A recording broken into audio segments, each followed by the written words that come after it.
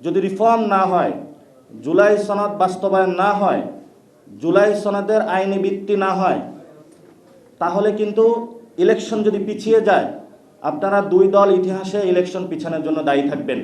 সরকার যদি বিএনপির পক্ষে যায় বা জামায়াতের পক্ষ হয়ে কোনো স্টেটমেন্ট দেয়, ঐক্যমত কমিশনের ভাষ্য থেকে বের হয়ে নোট অফ ডিসেন্টকে ঢুকানোর যদি কোনো পায়তারা করে, তাহলে কিন্তু আমরা সবাইকে নিয়ে শহীদ ফ্যামিলি থেকে শুরু করে আহত যারা যোদ্ধা রয়েছেন, আমরা রাজপথে আবার যাব।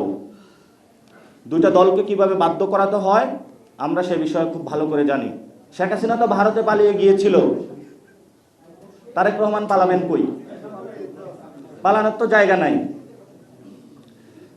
কারণ আওয়ামী লীগের একটি বন্ধু রাষ্ট্র ছিল। বিএনপি বলে তাদের নাকি বন্ধু রাষ্ট্র নাই। আসলেই তো সত্য, তাদের বন্ধু রাষ্ট্র নাই।